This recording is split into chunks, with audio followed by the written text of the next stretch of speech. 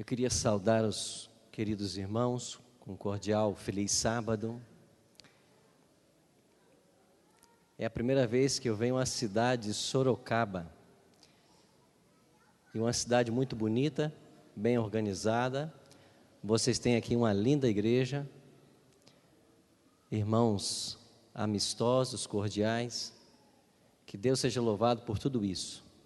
Obrigado, Dalise, pelo convite que você nos fez. Ela e a Alana são aí servidores da Novo Tempo. Estão conosco nessa manhã. Dalise é membro aqui, né? A Alana não, né? Está em Jacareí. Me faço acompanhar da minha esposa, Juliana. E feliz em estar aqui na igreja do pastor Dirceu, que é um grande amigo que nós temos. Me informaram que ele está pregando hoje em outra igreja. Talvez eu não possa vê-lo, quem sabe à tarde. Hoje à tarde, 5h30, nós vamos ter esse programa de vocês aqui, o Remanents, que é o programa jovem de vocês. E nós vamos fazer aqui um estudo de Apocalipse 13. Estamos vivendo um momento muito conturbado da história. Muitas falsas teorias têm sido levantadas por aí. E se nós não conhecermos a verdade, nós podemos escorregar facilmente. Então, hoje, a partir das 5h30 da tarde, nós vamos gastar aqui um tempo estudando Apocalipse 13. Você é nosso convidado para estar aqui presente. Eu queria convidar você, aqui no estudo bíblico dessa manhã, nós aprendêssemos um pouquinho mais sobre 2 salmos da palavra de Deus.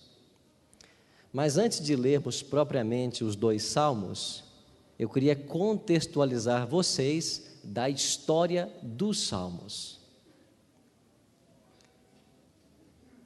Você se lembra que Deus nunca quis para o povo de Israel uma monarquia. Deus sempre intencionou para o seu povo uma teocracia. Na teocracia, é Deus quem governa. Mas o povo de Israel, sempre querendo imitar as nações vizinhas, pediu a Deus um rei. E Deus permitiu. Qual foi o primeiro rei em Israel? Saul. Qual foi o segundo rei de Israel? Davi. E o terceiro? Salomão. Quando morre o terceiro rei em Israel, pela primeira vez na história, nós temos a divisão das 12 tribos. Durante esses 3 reinados, as tribos estiveram unidas sob uma mesma bandeira. Mas quando morre Salomão, nós temos um sucessor legítimo ao trono e nós temos um concorrente, Jeroboão e Roboão. A partir desse momento, as tribos se dividem. Agora você tem 10 tribos ao norte, com capital em Samaria, e 2 tribos ao sul, com capital em Jerusalém. A partir desse momento, você tem 2 dinastias reais e 2 linhagens de profetas. Os reis e profetas do norte, os reis e profetas de Judá ou do sul. As 10 tribos que estavam ao norte em Samaria, por causa do pecado da idolatria, elas foram exterminadas no ano 722 a.C., pelo Império Assírio. E quando as 10 tribos ao norte foram destruídas, sobraram 2 tribos apenas em Jerusalém. Uma delas, Judá. E essa tribo não poderia ser exterminada, porque o Messias viria da linhagem de Judá. Daí o povo de Deus, o povo de Israel, passou a ser chamado de judeus, por causa da tribo de Judá. Acontece que essas 2 tribos também seriam levadas em cativeiro, por causa também do pecado da idolatria. E finalmente chegou o momento do cativeiro. E Nabucodonosor, rei de Babilônia, foi quem escravizou o povo de Deus. Agora, antes que Nabucodonosor chegasse, Deus havia dado em sua palavra toda a orientação para que o povo não fosse pego de surpresa e para que o povo aprendesse a confiar em Deus, Esta é a função da profecia. A profecia tem a função de levar o povo de Deus a confiar nele e não meramente matar a curiosidade sobre os eventos futuros. Agora vamos entender que momento estava vivendo o povo de Deus quando Nabucodonosor estava para chegar. Abra sua Bíblia no profeta Jeremias. Livro do profeta Jeremias, no capítulo 25, olhe para os versículos 11 e 12. O profeta Jeremias escreveu assim, Jeremias 25, 11 e 12. Dizendo para essas duas tribos: toda esta terra virá a ser um deserto e um espanto, e estas nações servirão ao rei da Babilônia, quanto tempo? 70 anos, verso 12.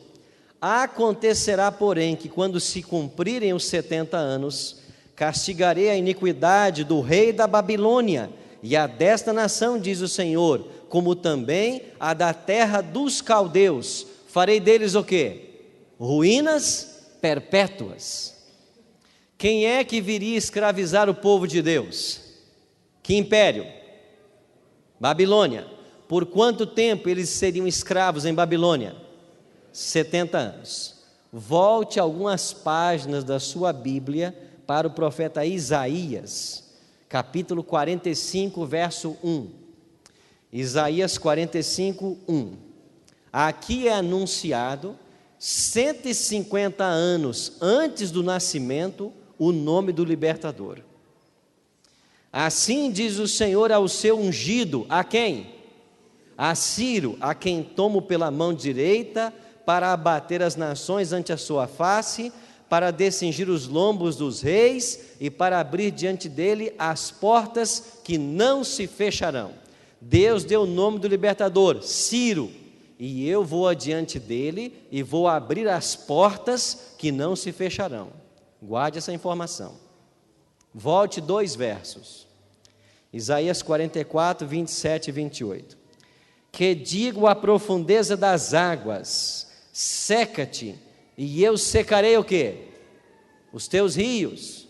Que digo de Ciro, ele é o meu pastor, e cumprirá tudo o que me apraz. Que digo também de Jerusalém, será edificada, e do templo será fundado.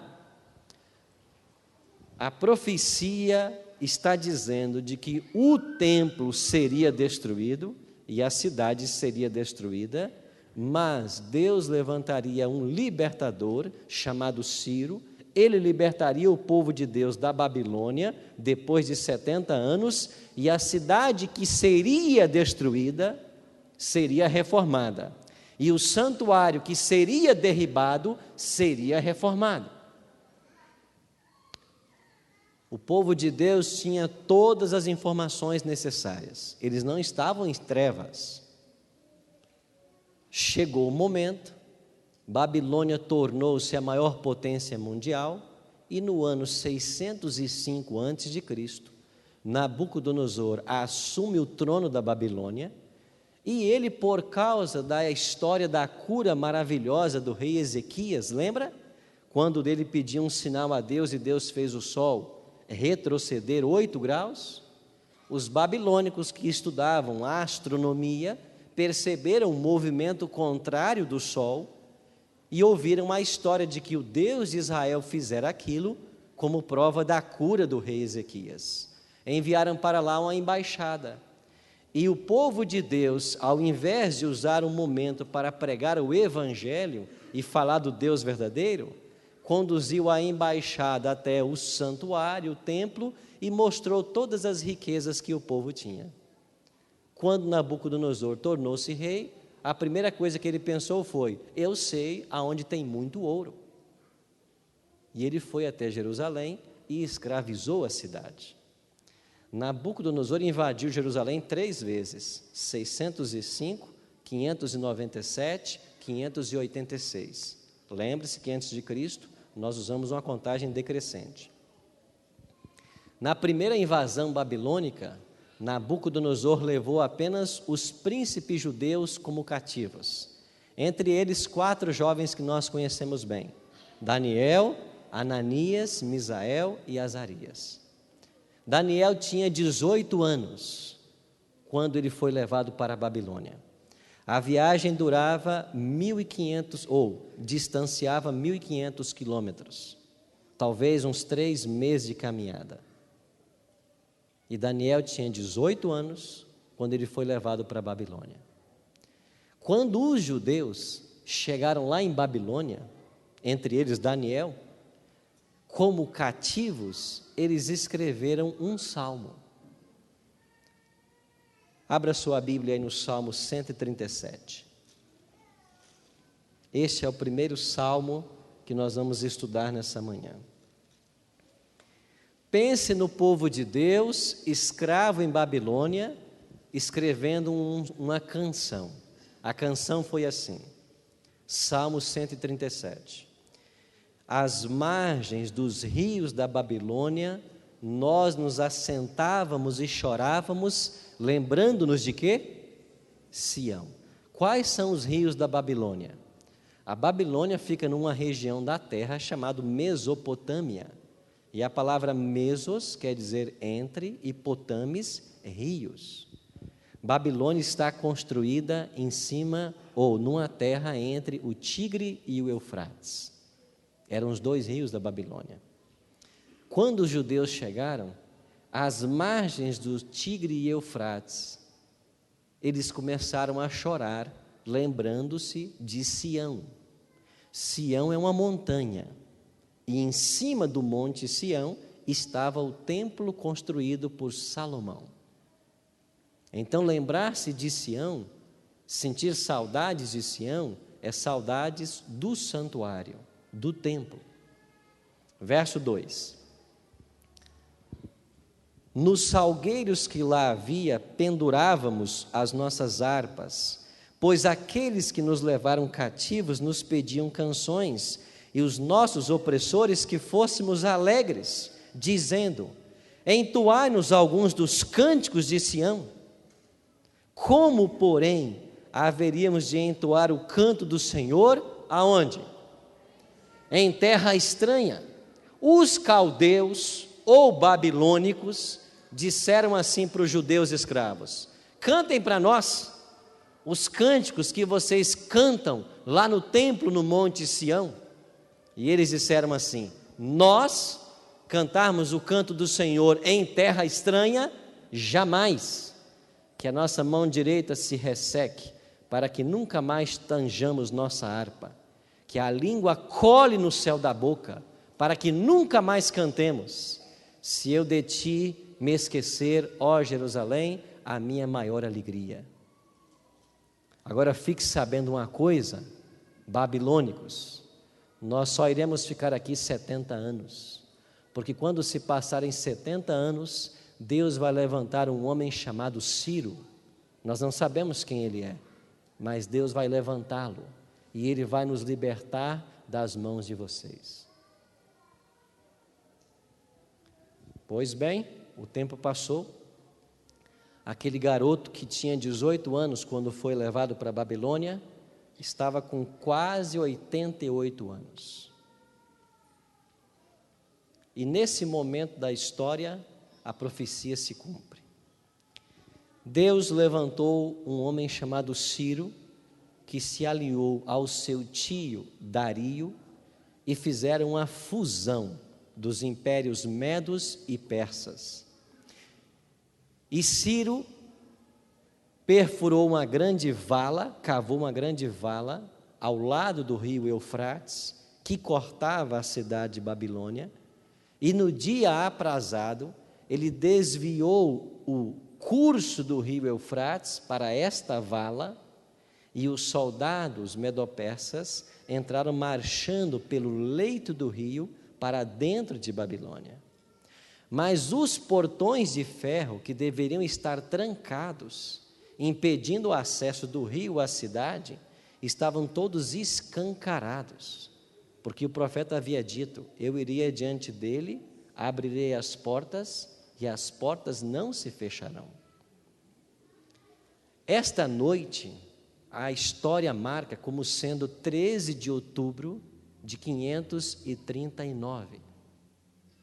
Nessa noite, 13 de outubro, estava acontecendo uma festa no palácio, dada pelo neto de Nabucodonosor, Belsazar. E enquanto ele estava com 1000 convidados, numa farra danada, se prostituindo, adorando seus deuses, tomando todas, já bêbado, ele disse assim: vão lá no templo de Marduk e peguem os utensílios sagrados dos judeus, porque eu quero beber vinho agora, mas é na taça que eles adoravam o Deus deles. Vieram então os vasos sagrados do templo de Salomão, e esse povo ímpio começou a tomar vinho nesses cálices sagrados. Isso foi a gota na paciência divina. Então Deus fez uma mão aparecer na parede do palácio e escreveu: Mene, Mene, Tekel, Peres. Quando o rei viu aquela mão, ainda que bêbado, ele teve tanto medo que diz a Bíblia que um joelho batia no outro, de tanto que ele tremia. E ninguém entendeu nada. E no desespero que se arrumou, que se tornou ali o palácio, a mãe do rei disse assim: nos dias do teu pai, que na realidade aqui é o ancestral, né? Havia um jovem aqui que interpretava sonhos, e ele está aí. Mandaram chamar Daniel. Entra agora o velhinho. E Daniel lê o que está escrito na parede, volta-se para o rei Belsazar e diz assim: olha, você estourou o cálice da paciência divina. O seu reino foi pesado na balança e você foi achado em falta. Ele será tirado da sua mão e dado aos medos e os persas. E quando Daniel terminou de interpretar a escritura, Ciro já estava dentro de Babilônia com os soldados. E foi assim que caiu a grande Babilônia. Próximo ato agora. O rei Ciro, que assumiu o controle do império, deveria autorizar por decreto o retorno dos judeus para Jerusalém. Acontece que se os judeus voltassem para Jerusalém, reconstruíssem o santuário, voltassem ao sacrifício, no tempo aprazado, quem é que viria? Quem, irmãos? O Messias. E quem é que não queria isso? O diabo. Então o diabo fez o quê? Ele pessoalmente, e deixa eu explicar um detalhe aqui. O diabo não é onipresente, irmãos. Tem gente que acha que o diabo é onipresente. Se o diabo estiver aqui em São Paulo, ele não pode estar no Rio de Janeiro. Se ele estiver no Rio, ele não pode estar na Bahia, muito menos na África e muito menos no Japão, porque ele depende de deslocamento. Ele é um anjo caído, ele não pode estar em 2 lugares ao mesmo tempo.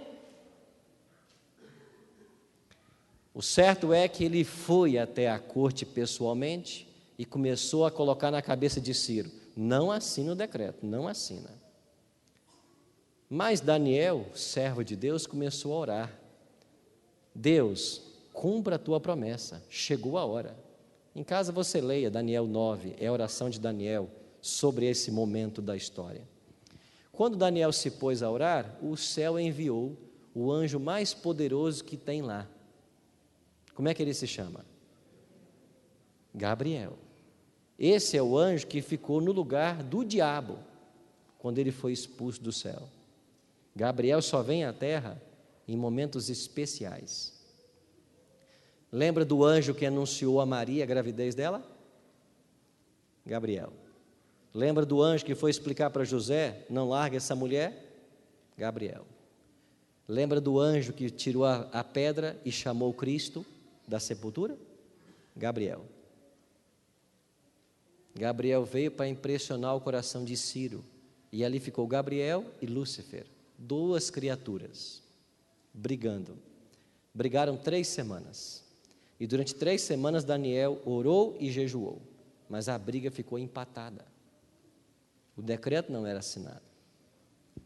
Depois de 21 dias de oração e jejum, o céu enviou Miguel. Irmãos, quem é Miguel? É o próprio Cristo. E quando Miguel chegou na corte babilônica, saiu demônio por tudo quanto é janela daquele palácio. Não ficou ninguém. E Ciro fez o quê? Assinou o decreto. E o povo judeu poderia voltar agora para Jerusalém. Você imagina que deveria ter acontecido uma grande festa? Não foi? Mas nada disso aconteceu. Sabe por quê?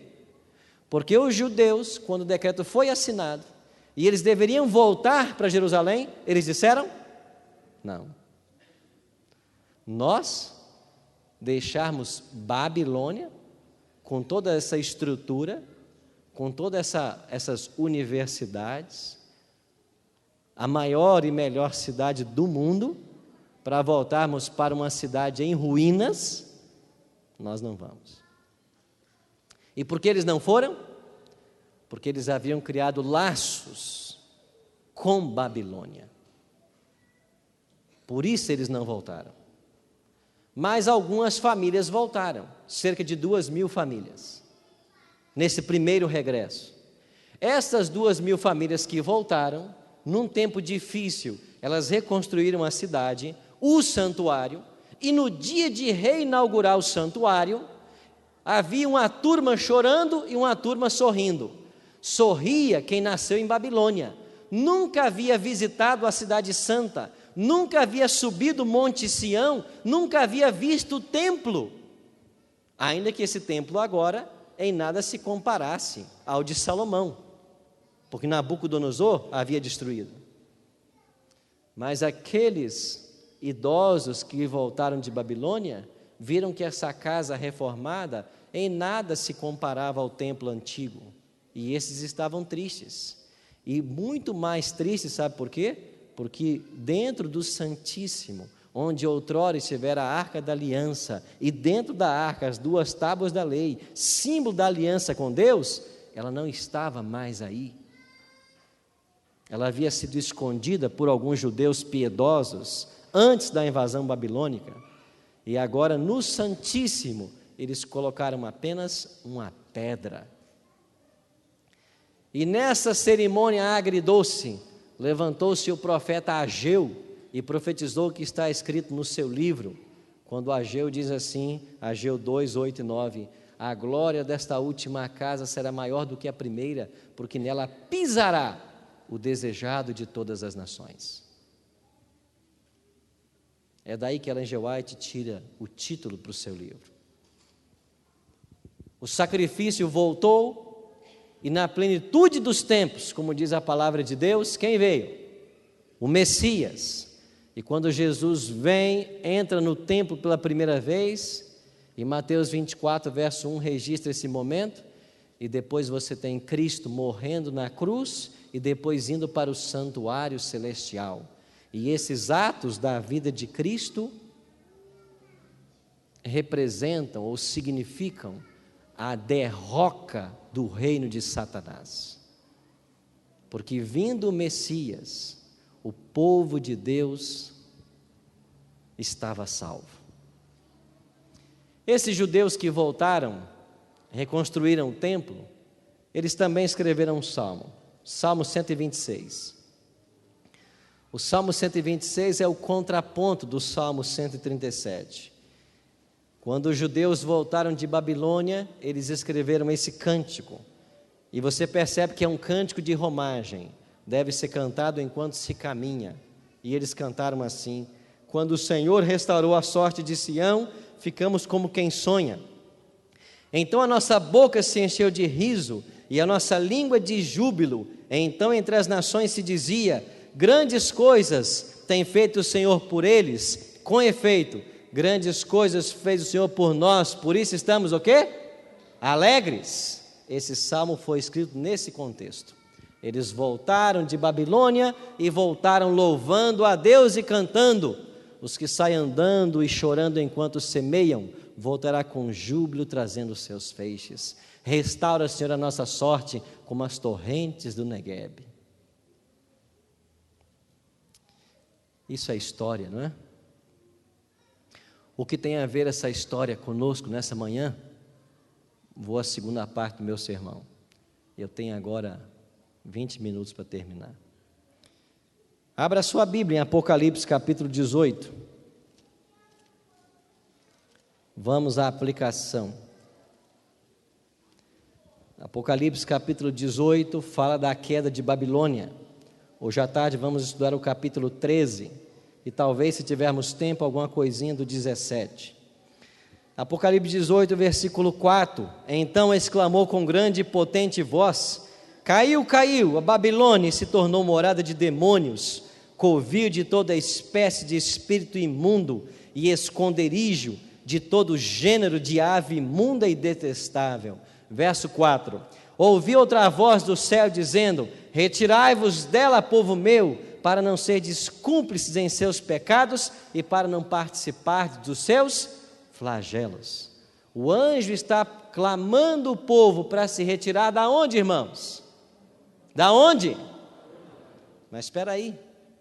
João escreveu o Apocalipse no final do 1º século. Babilônia caiu no 6º século antes de Cristo. De quem João está falando? É claro que não é da Babilônia física, a cidade, é uma Babilônia espiritual ou mística. E eu pergunto para os irmãos, nessa manhã, aonde está a Babilônia hoje? Essa Babilônia espiritual, mística, aonde ela está? Eu não vou voltar ao Gênesis e falar de Babel, Torre de Babel, nada disso, eu vou adiantar-me. Babilônia significa confusão. E a Babilônia mística de Apocalipse, ela fala dos dias atuais, quando nós temos uma verdadeira confusão religiosa generalizada.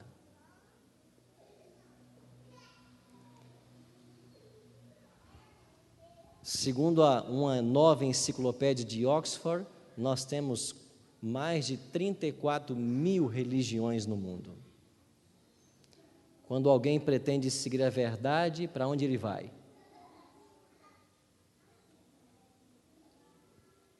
O diabo mudou de estratégia.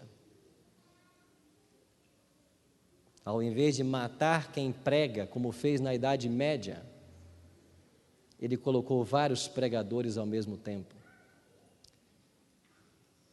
E nesse mosaico multirreligioso da sociedade atual, nós podemos perceber pelo menos 4 polos de igrejas. Primeiro polo de igrejas, igrejas que só tratam do dom de línguas. O que interessa é a glossolalia, é falar línguas. Segundo bloco de igrejas, só se preocupam com o exorcismo. Todo culto tem exorcismo. Terceiro bloco de igrejas, só se preocupam com a cura. A cura divina é pregada o dia inteiro, todos os dias. Quarto bloco de igrejas, teologia da prosperidade. Dá tudo para Deus que você fica rico. Vamos fazer uma breve análise. Primeiro bloco de igrejas, as igrejas que só se preocupam ou que fazem do dom de línguas a sua doutrina fundamental e o seu principal movimento no culto. Se você der uma rápida olhada em casa, em Atos 2, você vai perceber que ali é a primeira ocorrência do dom de línguas na Bíblia. E quando o dom se manifestou, o dom de línguas, 3 coisas devem ser destacadas. Primeiro, os discípulos no Pentecostes que precisavam pregar o Evangelho só falavam o grego e o aramaico. E em Jerusalém, naquele Pentecoste, haviam 16 nações que não falavam o grego e o aramaico. Houve uma necessidade de que Deus desse o dom de línguas para os apóstolos, para que eles pregassem o Evangelho. Então, primeira coisa, o verdadeiro dom de línguas só será dado quando houver necessidade. Eu pergunto para vocês, Há necessidade que Deus nessa manhã me dê o dom de falar aqui em russo? Há? Vocês estão entendendo o meu pobre português? Primeiro, só vai ser dado o dom de línguas verdadeiro quando houver necessidade. Segundo ponto, o dom de línguas verdadeiro que é dado quando há necessidade não é uma língua ininteligível, é uma língua conhecida e falada por alguma nação debaixo do céu.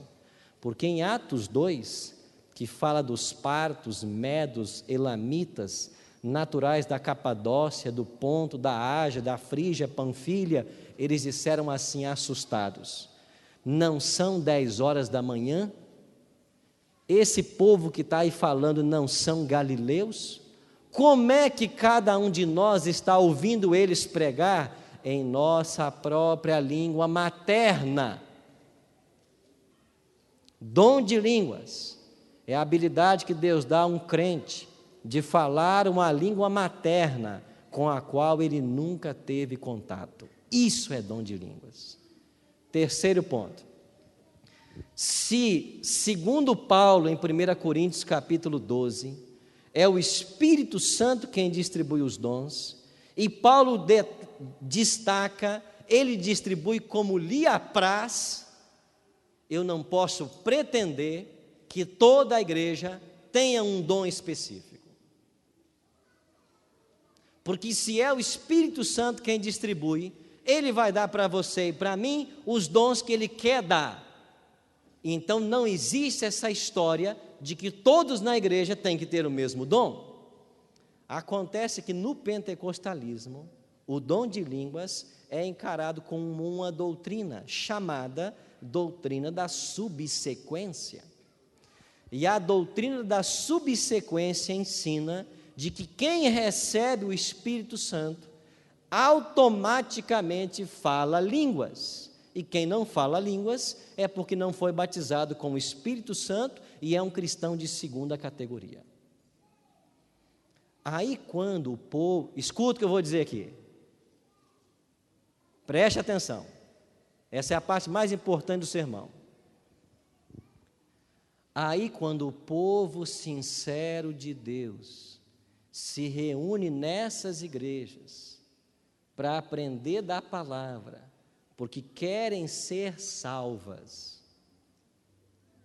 elas são imergidas numa liturgia onde a palavra não é aberta e onde se prega que todo mundo tem que falar línguas. E esse povo de Deus, no momento de transe psicológico, começa harabarachura, shurabarahara. E alguém diz assim: foi batizado, falou em línguas. E eu estudei teologia com um rapaz que foi membro de uma igreja dessas por 8 anos. Eu batizei um senhor que foi membro de uma igreja destas por 42 anos. E ele falou línguas 42 anos. E quando ele se batizou na igreja adventista, eu perguntei: irmão José, o que o senhor falava nesses 42 anos? Eu nunca soube, pastor. Mas o que acontece? Pastor, todo mundo começa a falar, e se você não fala, você é um cristão de segunda categoria. E daqui a pouco eu estava falando também, e quando eu falei pela primeira vez, o pastor disse: foi batizado, é o Espírito Santo. E o que essas pessoas estão aprendendo da Bíblia? Pessoas sinceras, filhos e filhas de Deus, que estão em busca da verdade, não ouvem nada da palavra. Sabe por quê? Porque o culto é com perdão da expressão, é uma balbúrdia, é uma confusão. Eu só tenho 11 minutos. Segundo bloco de igrejas, só se preocupa com o exorcismo. Todo culto tem exorcismo. Eu não sei como é que eles fazem, porque culto tem horário, inclusive na TV e no rádio, mas eles exorcizam pela TV, pelo rádio. Eu não sei se eles agendam um demônio para segunda, um para terça, um para quarta, você é quarta, 7h30, eu não sei como é que eles fazem. O que eu sei é que todo dia tem exorcismo. E um dia eu fui confrontado por uma irmã dessa igreja, e ela disse assim: vocês adventistas não têm poder, vocês não expulsam demônios. Eu disse: poder não tem a sua igreja, que todo dia tem demônio nela. Cadê o poder dessa igreja? Que expulsa o demônio na segunda e na terça e está de volta. E o demônio sacode as pessoas e lança no chão. Amigo, escuta o que eu vou dizer aqui. Quem sacode gente e joga no chão é o diabo. O Espírito Santo ergue.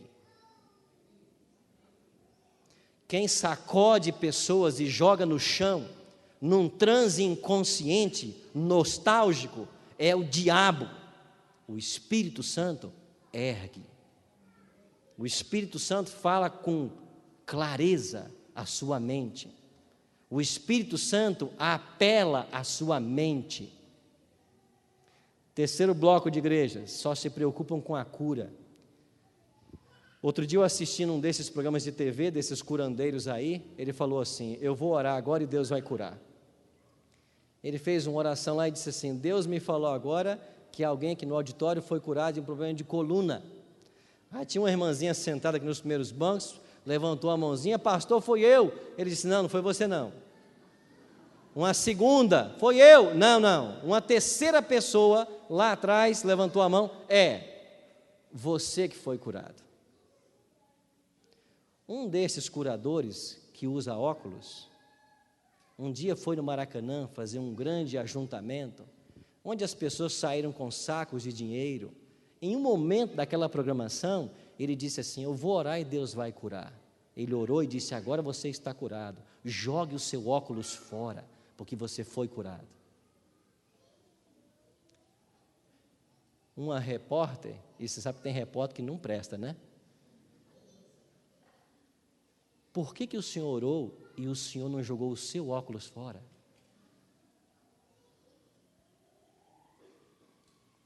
Sabe qual foi a resposta? Porque a cura não era para mim, era para eles.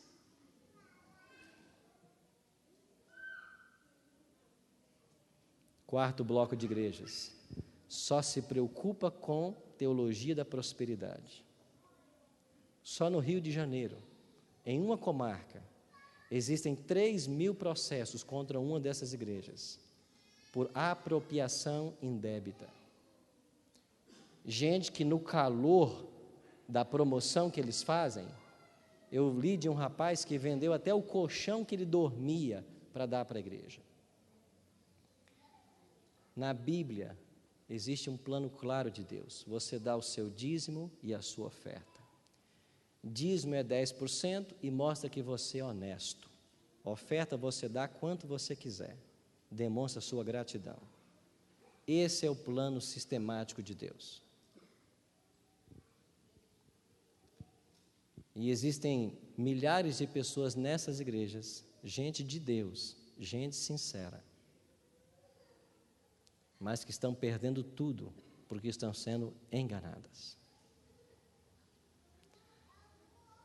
Falar línguas é um dom bíblico, exorcismo é um dom bíblico, curar é um dom bíblico, teologia da prosperidade não é bíblico, mas Deus prometeu abençoar os que forem fiéis, nos dízimos e nas ofertas.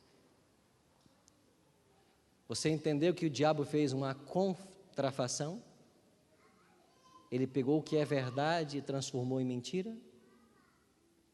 Para onde vamos agora? Apocalipse 16, 12. Apocalipse 16, 12, sexta praga. Das 7 pragas, a sexta praga contém elementos simbólicos. E os elementos simbólicos estão aí, porque nada na Bíblia é por acaso. Leia a sexta praga. Apocalipse 16, 12. Derramou o sexto a sua taça, aonde, irmãos? Sobre o grande rio Eufrates, cujas águas se secaram, para que preparasse o caminho dos reis que vem da onde? Do oriente ou do nascente do sol. Você lembrou de Babilônia agora? Você se lembrou do rio Eufrates? Você se lembrou da estratégia de Ciro secando o rio? Tudo isso que aconteceu com o povo de Deus no 6º século antes de Cristo é uma tipologia do conflito final entre Cristo e Satanás, prefigurado na 6ª praga. É por isso que a 6ª praga termina com a expressão Armagedon. Ciro é um tipo de Cristo. E o secamento do rio Eufrates significa a preparação política e social para a volta de Cristo. Os reis do Oriente ou do nascente do sol, Cristo e seus anjos. Ou seja, já podemos ouvir os passos de um Deus que se aproxima. Bem, como tudo aqui é simbólico, tipológico, eu tenho uma péssima notícia para dar para vocês. Ciro é um tipo de Cristo, o secamento do rio Eufrates é tipo de uma realidade espiritual, a Babilônia hoje é a Babilônia mística, mas quando o decreto for assinado para que o povo de Deus saia de Babilônia para ir para a Nova Jerusalém agora, muitos não quererão ir pelo mesmo motivo. Sabe qual o motivo? O que eu disse sobre a primeira Babilônia? Criaram laços, prosperaram, criaram laços e raízes em Babilônia.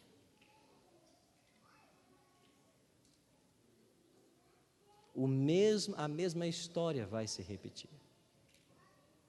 Muitos não quererão ir, sabe por quê? Porque tem laços com Babilônia. Meus amigos, se nós soubéssemos quantas coisas Deus tem preparado para nós nesse céu,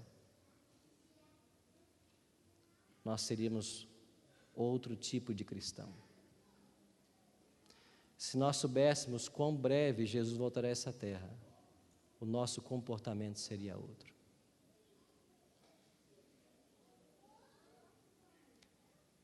Meu apelo nessa manhã é para algumas pessoas que percebem de que tem alguma coisa ligada com Babilônia. Laços, raízes. São pessoas que estão percebendo que se elas não mudarem, ou se não tiverem um milagre em sua vida, realizado pelo próprio Cristo, não terão chance de salvação. Eu não sei qual é o seu laço com Babilônia. Mas será que nessa manhã eu estou pregando para alguém que tem sido infiel a Deus nos dízimos e nas ofertas? E esse é um laço com Babilônia? Será que é alguém que está trabalhando e estudando nas horas sagradas do sábado? Será que o seu laço com Babilônia são conversas íntimas que você está mantendo com uma mulher que não é tua esposa? Um homem que não é teu esposo? Será que o laço que eu tenho com Babilônia é um estilo de vida que eu tenho longe daquilo que essa igreja orienta ainda? Eu estou falando aqui de comida, bebida, vestuário.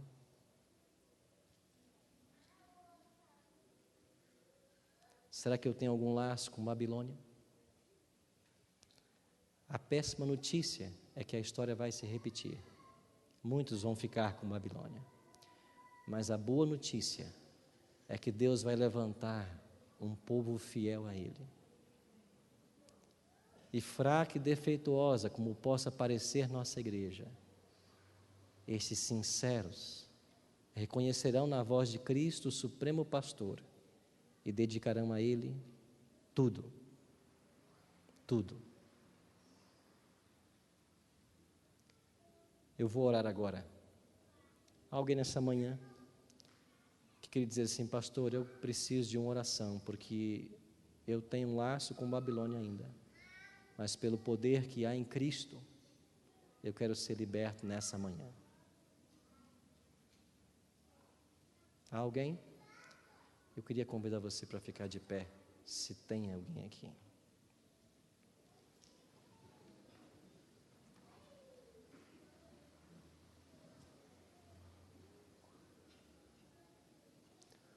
Um segundo apelo.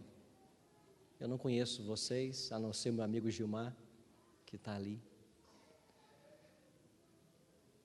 Há alguém nessa manhã que sente no seu coração o desejo de se entregar a Cristo? Conhecer mais sobre as doutrinas da Bíblia e um dia se tornar membro dessa igreja, aceitando a Cristo como Salvador? Se houver, eu queria convidar você para vir aqui à frente. Eu queria orar com você aqui. Há alguém? Você pode vir aqui, por favor? Louvado seja Deus. Você pode subir aqui comigo? Há alguém mais? Vem aqui. Você hoje pela manhã ouviu o Espírito Santo falando com você? Dizendo assim: olha, eu tenho uma igreja para você. Não é uma igreja santa, está cheia de pecadores, mas é uma igreja que tem a verdade da palavra de Deus. E quando o povo se reúne, o Espírito Santo se faz presente, porque Ele aqui é adorado. Louvado seja Deus pela decisão de vocês. Alguém? Tem gente aí ainda em pé aí, que não é membro da igreja aqui, nunca foi batizado. Mas o Espírito Santo está chamando você. Vem.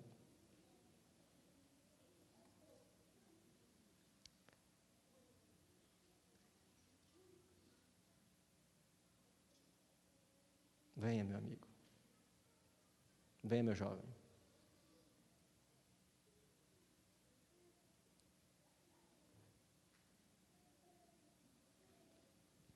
A maior decisão que alguém pode tomar é aceitar a Cristo como um Salvador, entregar sua vida a Ele.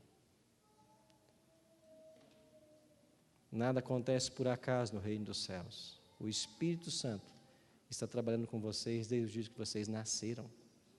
Não começou agora. Eu podia orar agora, mas eu sei que existe ainda algumas pessoas aí. Onde está você? Está tentando se esconder? Às vezes dá vontade, né? Tem que ter muita coragem para dizer assim: eu quero aceitar a Cristo e quero me preparar para o batismo.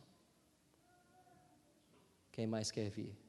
E dizer: pastor, eu quero me desvencilhar de Babilônia completamente, porque eu quero ir para o céu. Eu quero o céu. Tem que querer muito o céu, porque só vai entrar lá quem quiser muito. Onde está você? Tem mais alguém que quer nessa manhã tomar a sua decisão, porque o Espírito Santo está falando com você? Tem? Venha.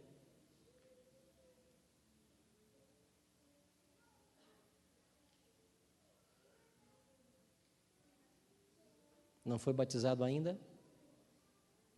Não existe esperança de salvação para você sem batismo. O Cristo não mente. E em Marcos 16 ele disse assim: quem crer e for batizado será salvo. Não existe salvação sem entrega, sem batismo. Antes que eu ore, alguém mais quer vir e dizer: eu quero tomar a minha decisão agora? Amigos, está acontecendo aqui, nós não podemos ver, mas um grande conflito entre o bem e o mal. Se nossos olhos pudessem ser abertos, nós veríamos os anjos de Deus pelejando com os anjos do mal, pela posse de um coração. Por que você não deixa o céu vencer e vem? Eu vou perguntar pela última vez. Alguém mais quer vir e tomar agora a sua decisão?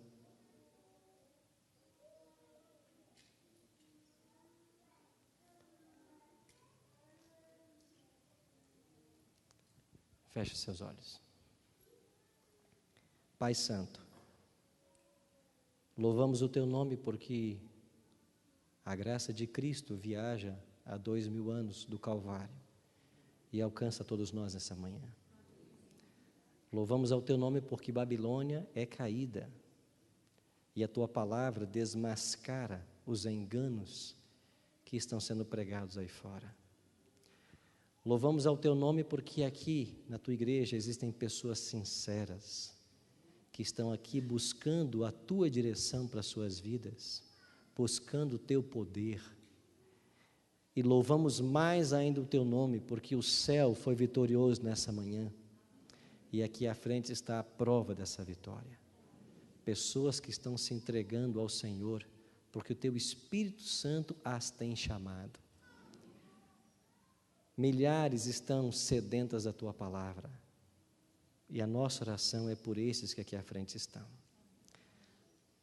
O Senhor pode enviar anjos poderosos para estar ao lado delas a partir de agora, para protegê-las, para guardá-las, para que elas tenham oportunidade de em breve serem batizadas, para que o seu nome, os seus nomes estejam no livro da vida, para que quando Cristo voltar em glória e majestade, todos nós estejamos prontos. Abençoa-os. Existem outros que estão de pé na tua igreja nesta hora, quem sabe lá na galeria, que foram tocados pelo teu Espírito, mas não tomaram a decisão agora. Cuida também destes e dê a eles em breve a chance de também tomar essa decisão. A nós outros que um dia fomos batizados, nessa manhã, destrua, Senhor, os laços que nós ainda temos com Babilônia. Ajuda-nos a nos libertar do pecado e do seu peso que tenazmente nos assedia e a corrermos livres e com perseverança a carreira que nos está proposta, olhando sempre firmes para Jesus, o autor e consumador da nossa fé. Que o teu Espírito seja derramado sobre todos nós nessa manhã. Que nós deixemos esse mundo de pecado porque temos uma festa para celebrar ao Senhor na Nova Jerusalém. Esse é o nosso desejo, a nossa oração, em nome e por amor de Jesus. Amém.